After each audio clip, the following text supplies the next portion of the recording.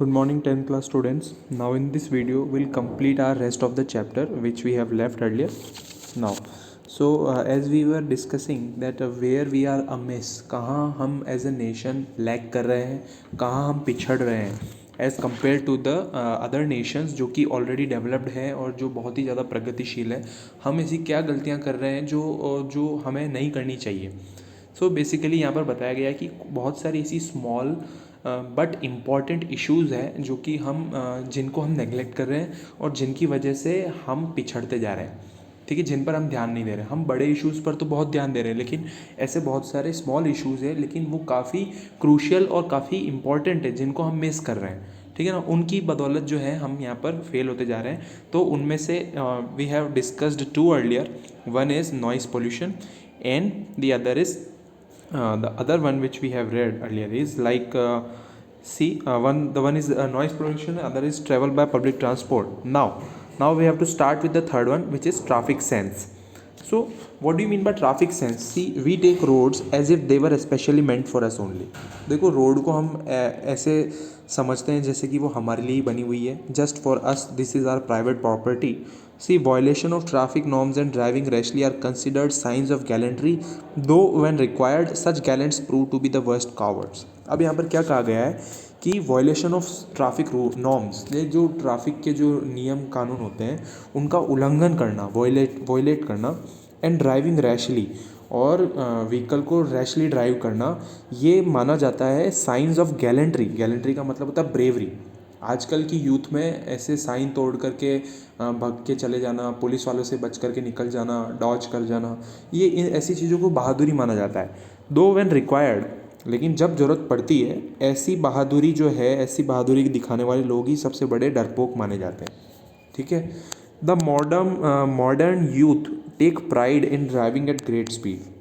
और जो युवा है, अभी जो नए नए ये जो युवा है, वो क्या करते हैं, उनको बहुत ही मज़ा आता है. ठीक है, वो अपना बहुत शान समझते हैं किसमें, इन ड्राइविंग एट ग्रेट स्पीड. तेज़ स्पीड में बाइक्स चलाना या तेज़ स्पीड में कार चलाने को वो बहुत ही ज़्यादा अपनी शान समझते हैं. Right. They ignore the basic norms of driving such as low how and when to overtake a vehicle, when to take a turn, obeying the traffic signals, keeping the vehicle in order and smokeless driving in proper lanes etcetera. तो वो क्या करते हैं कि great speed मतलब तेज़ रफ्तार में जो व्हीकल्स वो चलाते हैं, रैशली ड्राइविंग करते हैं, तो उन सब चीज़ों के अंदर वो बेसिक नॉर्म्स जो हैं ट्रैफिक के, वो सारे भूल जाते हैं. जैसे कि कैसे, कब और कैसे किसी व्हीकल को ओवरटेक करना है, कब टर्न लेना है, ट्रैफिक सिग्नल्स को कैसे ओबे करना है, और व्हीकल को ऑर्डर में रखना है, मतलब सही तरह से. Keeping the vehicle in order and smokeless, ताकि उसमें से धुआं नहीं निकले. ठीक है, प्रॉपर लेन में गाड़ी चलाना एट्सेट्रा. तो ये सारी चीज़ें हम भूल जाते हैं हमारी गैलेंट्री के पीछे. ऐसा यहाँ पर बताया गया है. Gallantry means bravery. So the result is danger to life. और इन सब का रिजल्ट क्या आता है? रिजल्ट है जान को खतरा. So it affects them as also the others moving around. अब ये क्या होता है, ये सिर्फ उन्हीं लोगों के ऊपर फ़र्क नहीं पड़ता जो ऐसा कृत्य करते हैं, लेकिन उनकी वजह से दूसरों को भी भुगतना पड़ता है. ठीक है, कि कोई अगर सपोज़ करो ड्रिंक करके ड्राइव कर रहा है और उसने जा कर के किसी जो सही से सही लेन में चल रहा है, सही स्पीड में चल रहा है, उसको जा कर के उसने टक्कर मार दी, तो उसकी वजह से हो सकता है उसको भी चोट पहुंच जाए, हो सकता है उसकी भी जान पे हानि बन जाए. ठीक है, तो मतलब कहने का मतलब ये है कि ऐसे लोग जो ट्रैफिक को फॉलो नहीं करते, ट्रैफिक नियम को फॉलो नहीं करते हैं, वो सिर्फ खुद की जान को ही नहीं लेकिन दूसरे की जान को भी जोखिम में डालते हैं. In fact, the movement on roads has become so dreaded and unsafe that affect the nervous system of many a sensitive being.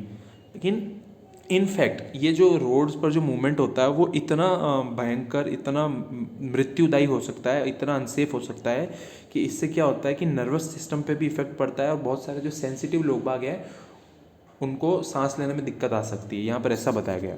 So God knows what calamity might happen the next moment.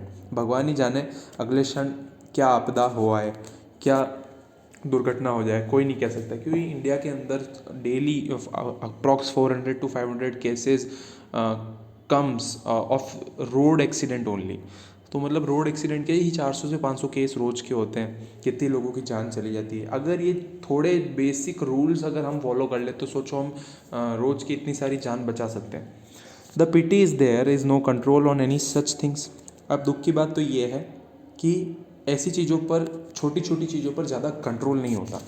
Most of the vehicles emit smoke, बहुत सारे vehicles ऐसे हैं जिनमें से धुआं निकलता है, to make surroundings unfit, जिससे सराउंडिंग्स जो होती है वो अनफिट होती है for living beings.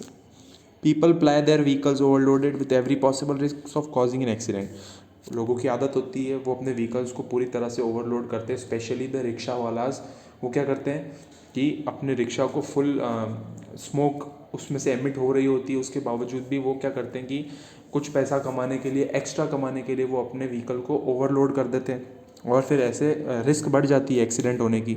They overtake another vehicle the way they want, setting and not the basic traffic rules. और ऐसे लोग क्या करते हैं, ओवरटेक करते हैं दूसरे व्हीकल को और बेसिक ट्रैफिक रूल्स को नुकसान पहुंचाते हैं, एंड दस playing with the lives of innocent people. और इससे क्या होता है, बेचारे जो इनोसेंट लोग बाग हैं, जो सभ्य लोग बाग हैं, जो सही से हर चीज़ के नियम पालना करते हैं, उनको भी इन सब चीज़ों से बहुत ही हानि पहुंचती है।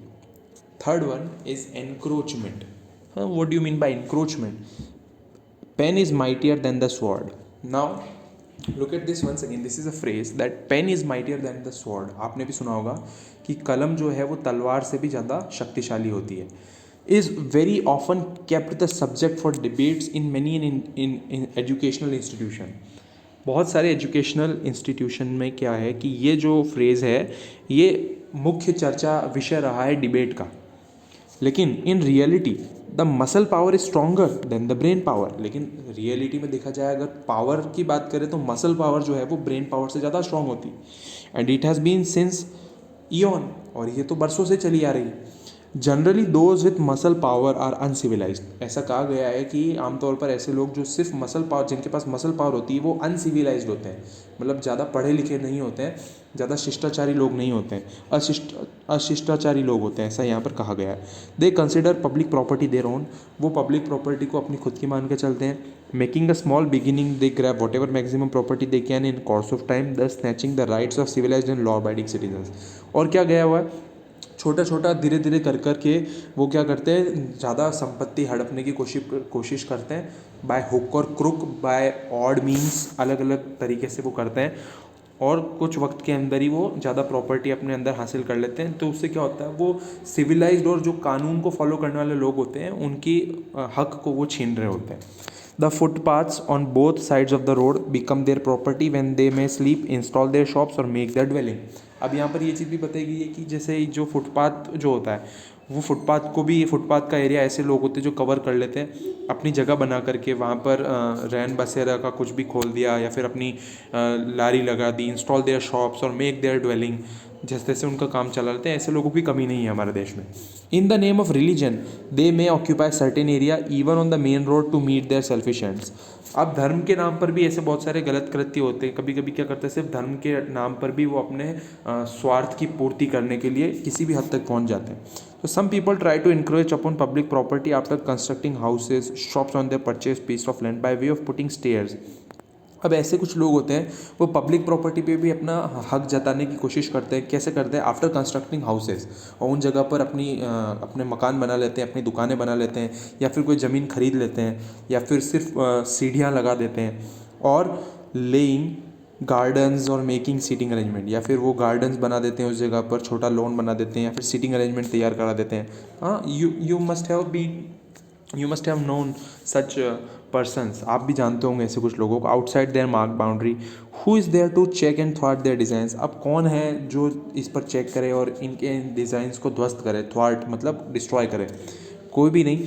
अ small beginning made undeterred grows into a big menace to all others except to those doing so. अब ऐसी छोटी शुरुआत करने के बाद में, जब उसमें छोटी शुरुआत में जब उनको कोई नहीं डांटता, तो फिर वो धीरे धीरे बड़े भी बहुत सारे नुकसान करते हैं, बड़े दुष्कृत्य भी करते हैं, जिससे एक बड़ा खतरा, मीनेस मतलब होता है खतरा, a big menace to all others except doing so. तो जो लोग नहीं कर रहे होते बेचारे, उनको सफ़र करना पड़ता है उनकी वजह से।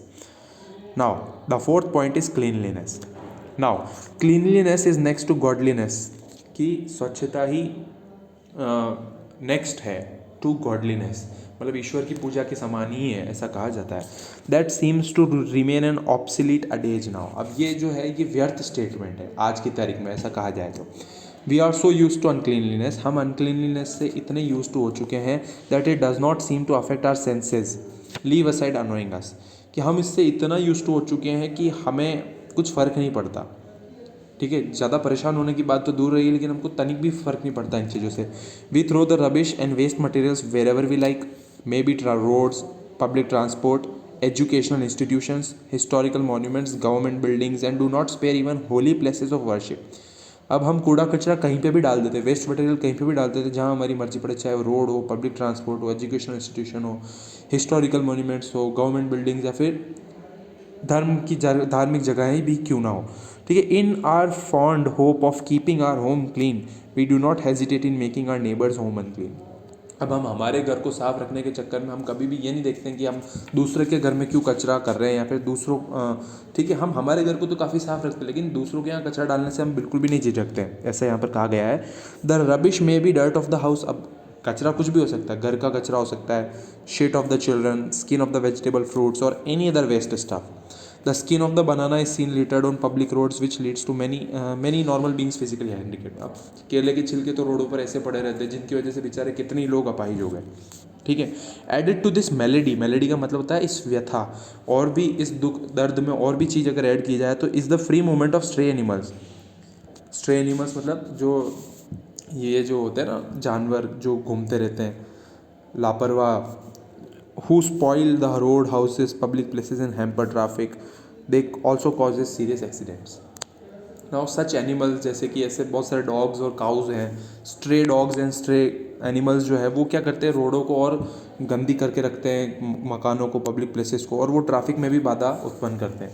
They also cause serious accidents, कितनी बार उनकी वजह से भी बहुत बड़े बड़े एक्सीडेंट्स हो जाते हैं। So we have become so immune against these ills that nobody sees to take a note of these. हम इन चीज़ों के इतने आदी हो चुके हैं कि अब कोई भी इन चीज़ों पर ध्यान नहीं देता, भले वो कितनी छोटी बात क्यों ना हो, लेकिन कोई भी इन चीज़ों पर ध्यान नहीं देता।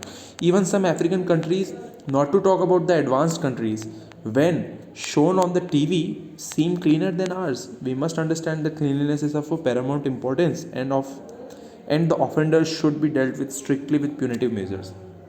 अब कुछ अफ्रीकन कंट्रीज़ का ही एग्जांपल ले लो, ज़्यादा एडवांस कंट्रीज़ की बात हम नहीं करते। जब कभी भी हम ऐसी अफ्रीकन कंट्रीज़ को टीवी पर देखते हैं जो हमारी कंट्री से ज़्यादा क्लीन हमें नज़र आती है, तो हमें ये चीज़ समझनी चाहिए, हमें अपने अंदर इस चीज़ को डालना चाहिए कि स्वच्छता जो है वो सबसे ज़्यादा महत्वपूर्ण चीज़ है, पैरामाउंट इम्पोर्टेंस है।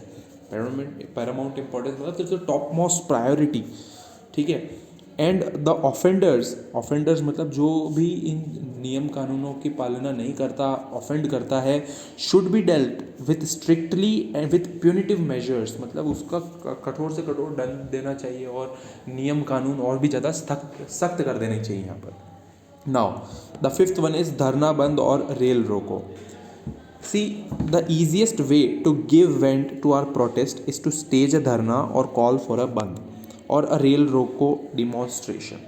अब ये आसान है कि हमारी कोई भी भड़ास है, हमारी कोई भी प्रोटेस्ट है, अगर हमको सरकार से मनवानी है तो हम क्या करते हैं, धरना करते हैं या फिर बंद कर देते हैं कोई भी चीज़, या फिर रेल रोको डेमोन्स्ट्रेशन, ऐसे बहुत सारे हैं जो हम लागू करते हैं। The agitators make the most out of such shows. अब क्या होता है कि जो ये जो करने वाले लोग होते हैं, एजिटेटर्स मतलब जिनको कुछ ना कुछ चाहिए होता है गवर्नमेंट से, और वो अपना बाय हुक और क्रुक धरना बंद करके वो जो ऐसे वो बहुत फ़ायदा उठाते हैं। These devices, besides causing inconvenience, may sometimes irreparable damage to individuals, cause immense loss to the nation.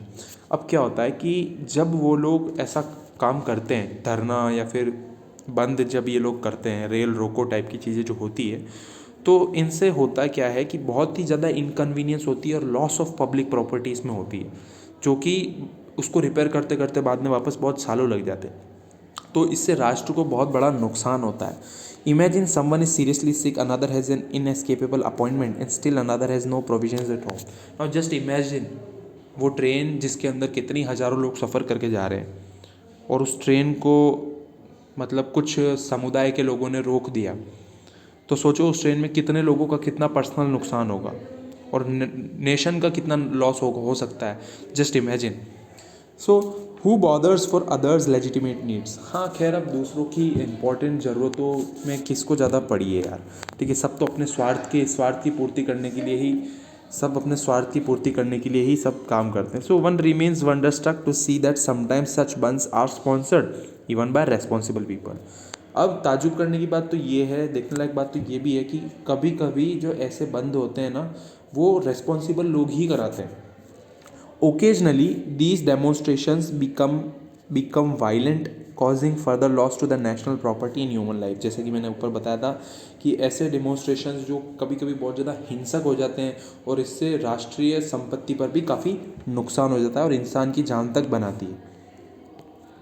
So cannot we think of a suitable device for expressing our protest without causing inconvenience to others and loss to the nation? क्या हम और किसी suitable device को नहीं देख सकते जिससे हम हमारे हमारे प्रोटेस्ट की वजह से किसी को इनकन्वीनियंस ना हो या फिर नेशन को नुकसान ना हो, राष्ट्र को कोई नुकसान ना हो. ऐसे ही एक एग्जांपल यहाँ पे बताया गया कि जापान के कुछ वर्कर्स जो थे शू फैक्ट्री के, जब उनको ऐसा डेमोन्स्ट्रेशन करना था, उनको अपनी प्रोटेस्ट मनवानी थी, प्रोटेस्ट जब उन्होंने किया तो उन्होंने कैसे किया? They made shoes of different sizes. उन्होंने क्या किया, शूज़ जो है अलग अलग साइज़ के बना लिए ऑफ राइट फुट जो शू है वो उन्होंने अलग साइज़ का बना लिया only. So when the dispute was settled they made shoes of left foot, दस कंप्लीटिंग पेयर्स. तो अब उन्होंने जब उनकी प्रोटेस्ट जो भी उनकी डिमांड्स थी, जब उनकी डिमांड्स मानी गई तभी जा कर के उन्होंने वो राइट साइज़ के अकॉर्डिंग लेफ्ट साइज़ के शूज़ बनाए. तो अब इससे क्या हुआ, इससे किसी को ना तो कोई हानि हुई, ना कोई पब्लिक प्रॉपर्टी को लॉस हुआ. सिर्फ यहाँ पर क्या है, इस तरह से उन्होंने अपनी बात मनवा ली. It caused inconvenience to none and the initial loss to the owners was made good a little later. और सिर्फ नुकसान जो हुआ, थोड़ा बहुत हुआ, जो भी किसको हुआ, उस कंपनी के मालिक को, जो कि बाद में भरपाई हो गई थी. Alternatively the protesters may follow the path of satyagraha. और देखा जाए तो एक और ऑप्शन भी है, प्रोटेस्टर्स चाहे तो सत्याग्रह का रास्ता भी अपना सकते हैं जैसे गांधी जी ने किया था, और hunger strike shown by Mahatma Gandhi, as they would then put only themselves to inconvenience. तो इससे क्या होगा कि नुकसान भी अगर होगा तो उन्हीं लोगों का होगा फॉर देयर कॉज, मतलब जो भी वो इच्छाओं की पूर्ति करना चाह रहे हैं उससे नुकसान उन्हीं लोगों को होगा. See all these minor issues are of major significance. If these things like these are set right, progress, prosperity and pleasure will knock at our doors. अब यहाँ पे क्या किया कि ये सारे जो इशूज़ जो हमने डिस्कस करें, these all issues are minor issues, ठीक है, लेकिन ये माइनर इश्यूज़ हैं मेजर सिग्निफिकेंस के. मेजर सिग्निफिकेंस मतलब इनकी इंपॉर्टेंस बहुत ज़्यादा है. अगर ऐसी चीज़ों का हम ध्यान रख लेते हैं, अगर हम इन चीज़ों को सही कर लेते हैं तो हमें किसी भी चीज़ की दिक्कत नहीं आएगी. Progress, prosperity and pleasure will definitely knock at our doors. Okay students, this was our chapter. I hope you like it. Thank you so much for listening.